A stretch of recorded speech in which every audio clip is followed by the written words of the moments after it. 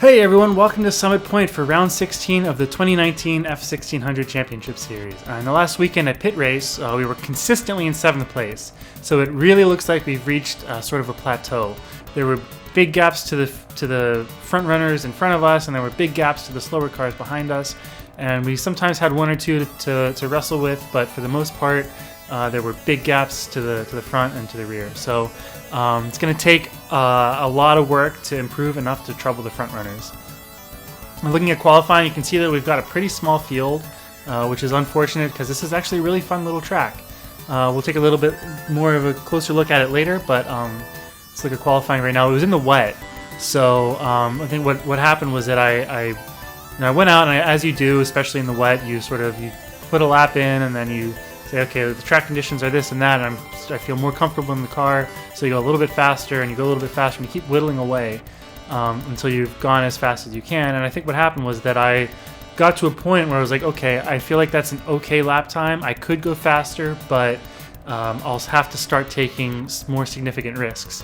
And I didn't want to do that because if we damage the wrong part, if I go off and I damage the wrong part, we don't have a spare, we're not going to be able to find one, and then we're done for the weekend. That would be the worst case scenario. The best case scenario is if we had something and we'd have to just make more work for us, which I don't mind doing, but with the worst case scenario being what it is, I decided that I was satisfied with the time that I'd set, and I didn't want to take those risks, so I pulled in fairly early, and we've nestled right into the middle of the pack in 6th place, which is a fairly decent result since there's only 11 cars here.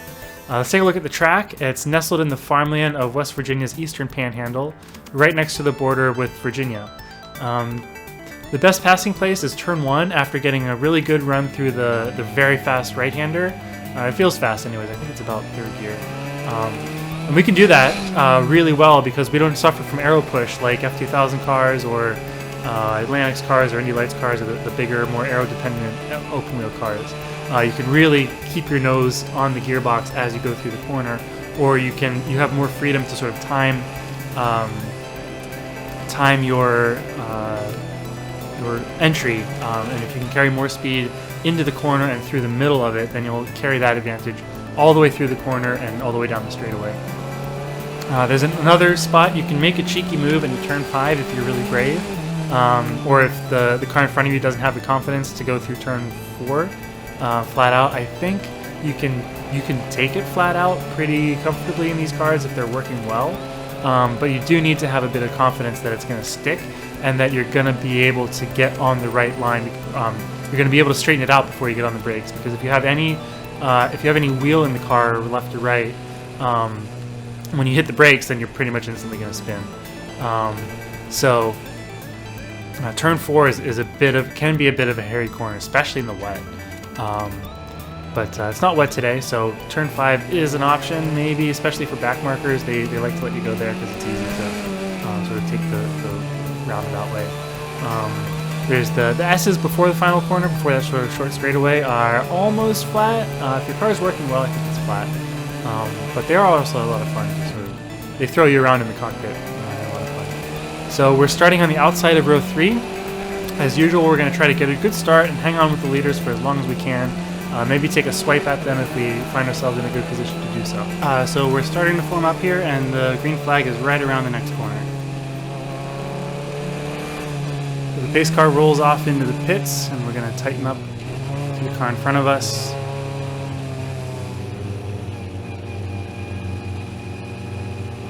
Keep a sharp eye on that starter stand. To launch as soon as we can. There's the green flag. Accelerate, shift up into 2nd. You can see it looks like Jonathan Kotick is tucking in behind Josh Green as he's staying on the inside, all the way on that inside line.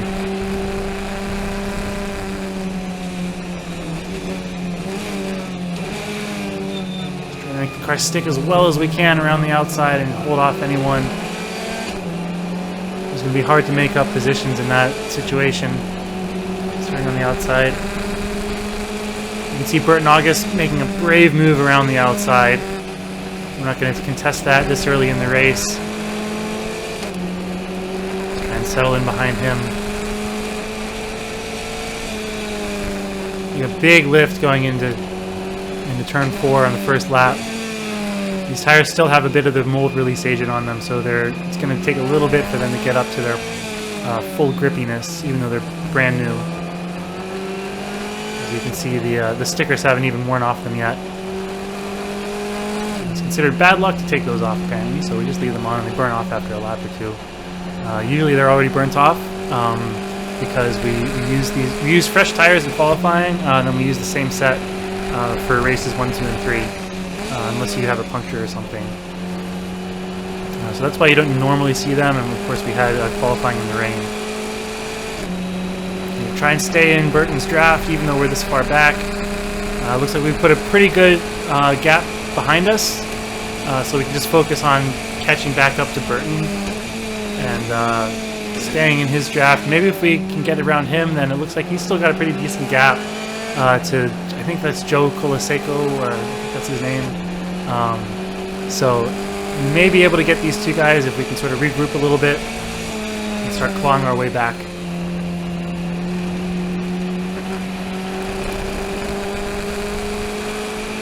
Let's see, we're 3 seconds up from our first lap, which of course makes a lot of sense because we were approaching the start-finish line at a crawling pace. You gotta get that car straight before you hit the brakes for turn 5. Staying in first, I think. To second. The S's here, you can take them flat if your car is working well. I think I get a little bit of understeer. Try to nibble those curves just to get as much radius as I can.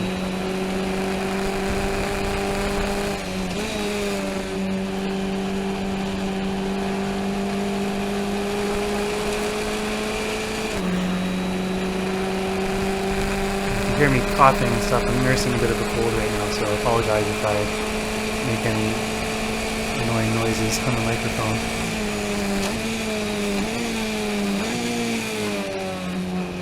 Fourth down to first. We've closed the gap a lot to Burton. Maybe we can sneak past him. I don't know if we're going to be able to get him right here. He sees we're not making the move, so he closes the door on us. Just going to stay behind him. Maybe we can get a good run out of the last corner and get him into turn 1 on the next lap. Just have to stay within the close enough distance so that we can take advantage of the draft.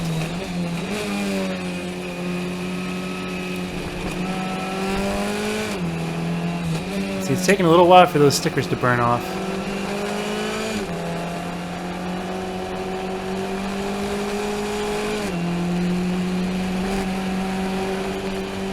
I got a pretty big lift here, actually, so I think the track is kind of slick after the rain yesterday. Actually, I guess it would be this morning. I think we had qualifying and race 1 on Saturday, and then Sunday would be race 1 and 2, or race 2 and 3 rather. So the rain probably washed away a lot of the rubber that was on the track.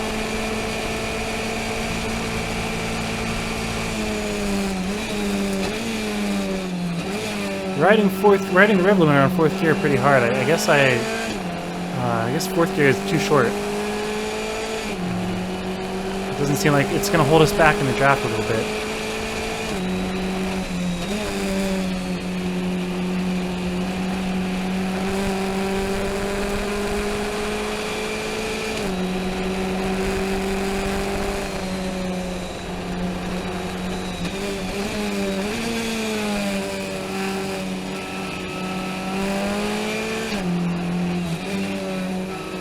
See on the dash that we're 1.3 seconds faster than our previous lap. So you can see the tires are really starting to come in.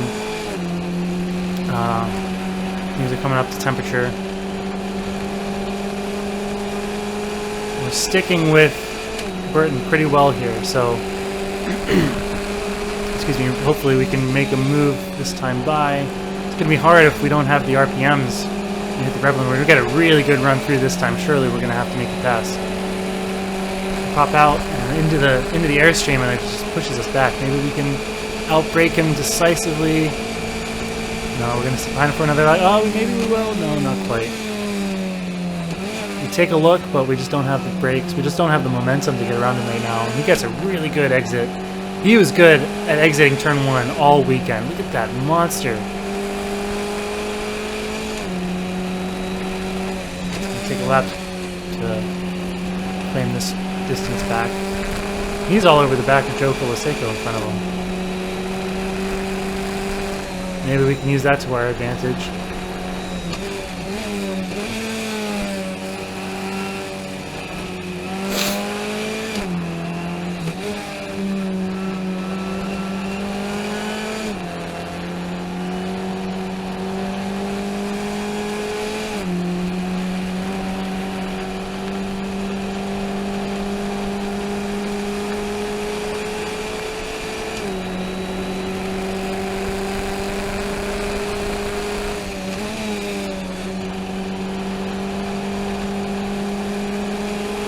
Burton gets in front of Joe, and now we can take advantage of it as well. Look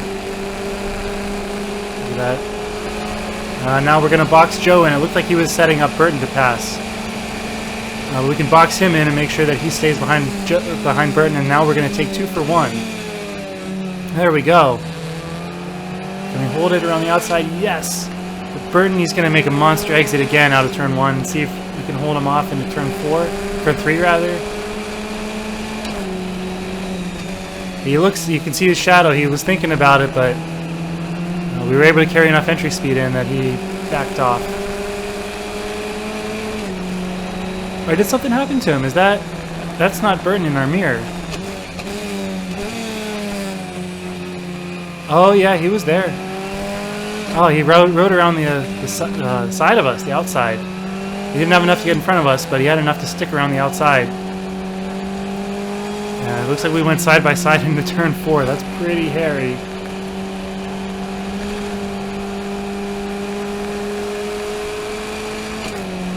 Of course, I'm recording this a long time after this race actually happened, so my memory isn't quite as fresh as it would be. It was a really busy stretch in the summer, and so I'm quite behind on the videos. I'm trying to get them out as fast as I can over the holidays, but I'm really behind. As you can see, he's making a move now. He's got the draft. He's got the momentum. Textbook. There's nothing we could do. He boxes us out even. Now he's going to get this monster exit again. He's so good coming out of turn 1. But we're able to stick with him.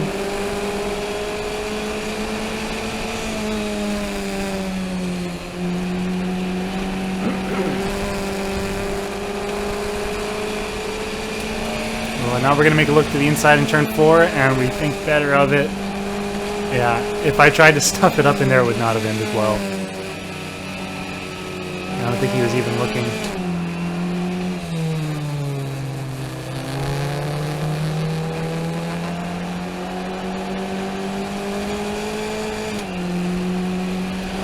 We're in a pretty good 3-car battle here for what I believe is 4th. Again, there's big gap to the front runners in front of us, and we've opened up a pretty big gap to the cars behind us. But at least we have a couple cars here to race with. Brush the brakes down to 3rd, try to carry as much speed as you can. Looks like we're about as good going through that final corner as Burton is coming out of 1, so I think we're going to have an advantage here. We might start thinking about just sitting behind him until the last lap or the second to last lap. Because this is one of those tracks where if you're in the lead, I mean pretty much every track with these cars, is if you're in a 2-car battle like this, or a 3-car rather, with Joe, he's kind of, we're opening up with a bit of a gap to him. But if you're in a 2-car battle, and you're locked into it for the entire race, you really don't want to be in that front spot for the second to last lap. As you can see, I'm keeping an eye on our water temperature and oil temperature, because we were having so many problems with it in the last race. We added a bunch of vents and some vents and some internal ducting as well for the oil cooler. So it should be keeping it cooler. I think it's a cooler day today as well, especially with the rain in the morning. But still just keeping an eye on it. Getting lap times are fairly irrelevant for races. Obviously, it's more important what's going on around you in the cars and the track position. We get another good run. I think we might sit behind him. Yeah, we're just going to sit behind him.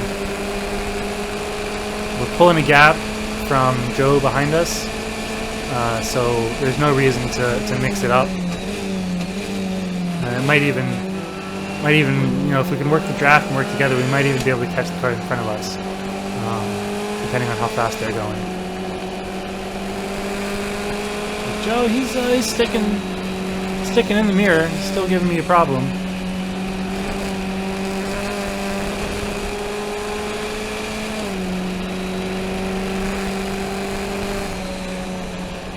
There's a big old lift in turn 4.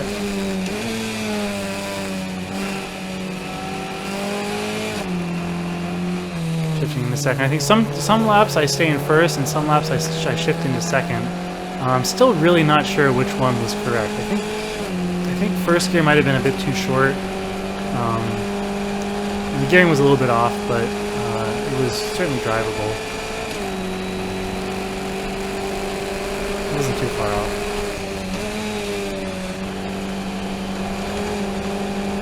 You hear the RPMs shoot up for a bit. As soon as I hit that curb, I think the paint just makes it slip a little bit. You can really feel it in the steering wheel when you get that front wheel onto the paint of the curbing. It just understeers. So I mean, my brain wants to use it because it's gonna add a little bit of radius. I can carry a bit more speed, but the grip just isn't there to make it useful. Again, you can really feel it in the steering wheel. As soon as that front wheel hits the paint, the load lightens up. Of course, the heavier the steering wheel is, the more grip you're going to have. So you can really feel the grip change in the steering wheel.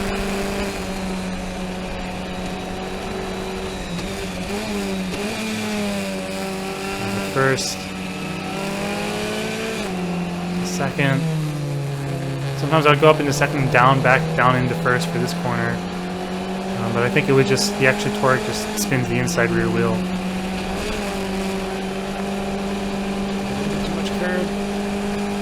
I think I was flat that time too. I'm not sure what number that is, but yeah, the first couple laps it was pretty greasy, so I was getting it a big lift, but now I'm able to take it flat.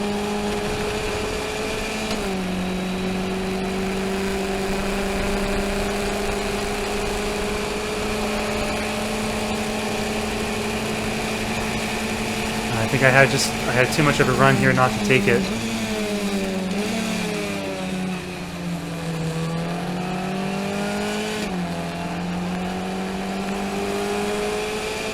Holding to the right side of the track there to prevent Burton from doing that outside pass on us again. I think he still might have tried to stick a nose on the inside.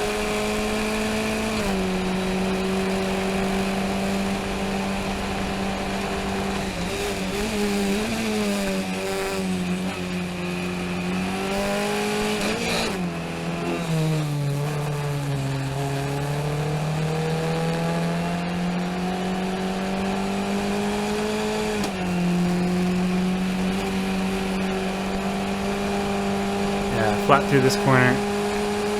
Tires are up to temp. The track is cleaned off a little bit. Got a little bit of rubber down from all the cars circulating. Push the brakes down to third. Missed the apex a little bit. You can see a bit of dust. Those guys at the front of the pack, they're racing each other really hard. As we're coming to the close of the season, this weekend has 3 races, of course, and then we go to New Jersey for 3 more races. So there's only 5 races left after this, and the 2 at the top of the championship table, Jonathan Kotick and Josh Green. I haven't been paying that close attention, but I know that those 2 have pretty much won every single race except for a couple of ringers that have come in only for a race or 2. So they're pretty much just fighting each other for the championship at this point. I'm not sure who's in 3rd place, but I think even at this point they might just be out of it. The two front runners are way ahead of everyone else.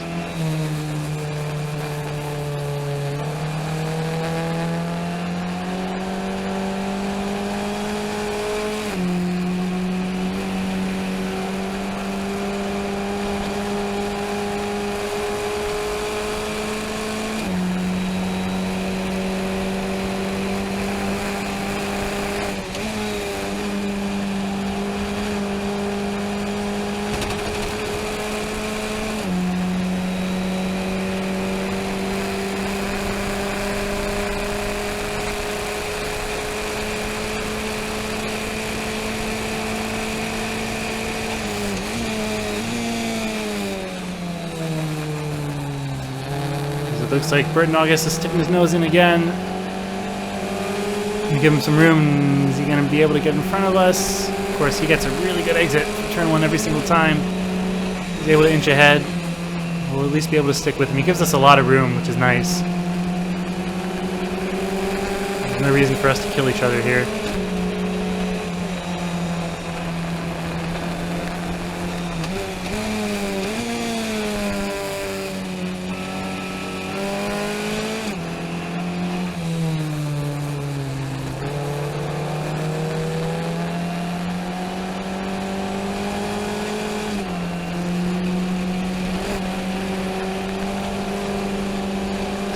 Big lift this time. I don't know if I was offline or if I just didn't have the confidence this time.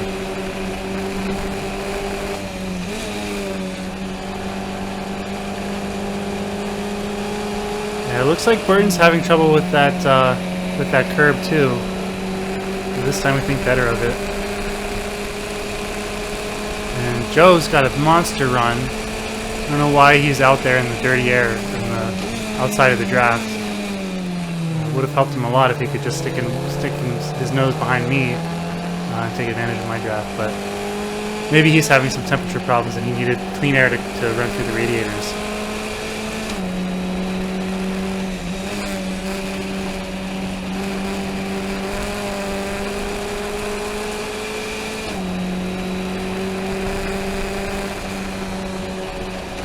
Still feeling fairly in control of this situation. Losing a position at this point in the race isn't a big deal, especially since we know we can stick with him.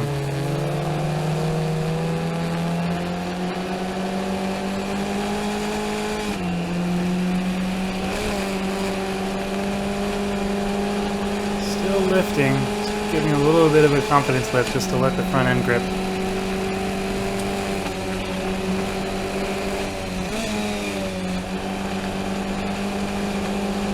I think hitting that curb is hurting him. Because like I said, there's not really a whole lot of grip on it, and I don't think that the grip that you lose, I think that hurts you more than gaining a few extra feet of radius.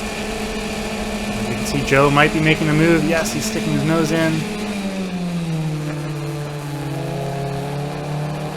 Ooh, moves us all the way to the left side of the track.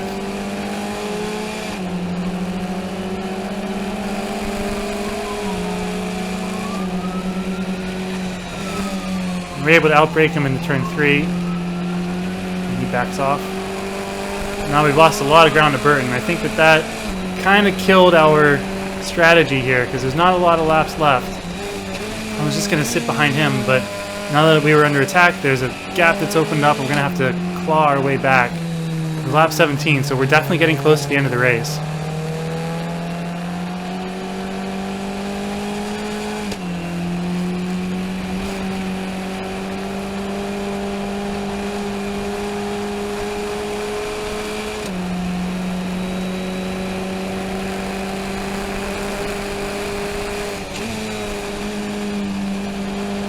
Just a little bit of oversteer.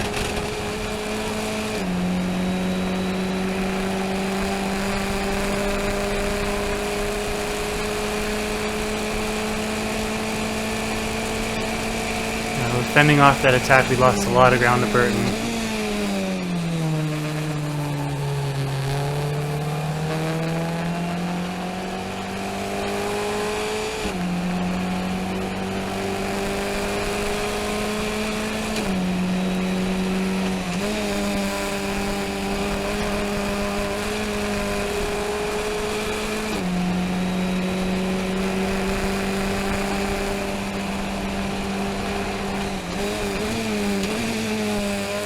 Gaining it back though.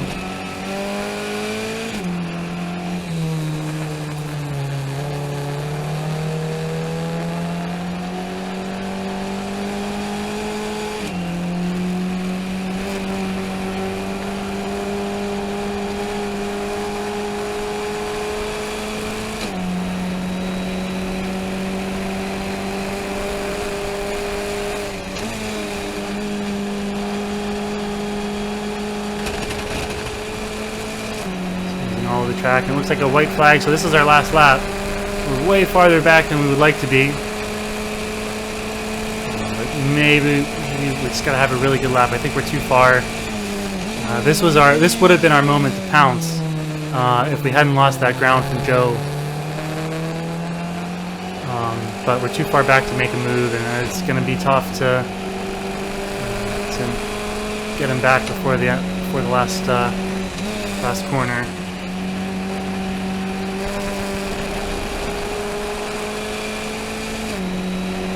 The gap to him stayed fairly consistent for the last 2 laps, so it's really going to be tough to make any sort of move. We're trying though. A lot of wheel spin.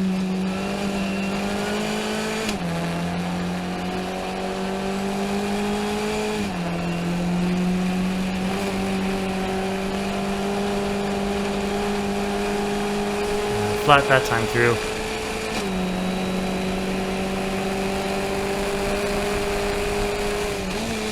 Monster run through this corner to have any sort of chance. And it looks like we might have it. No, maybe not.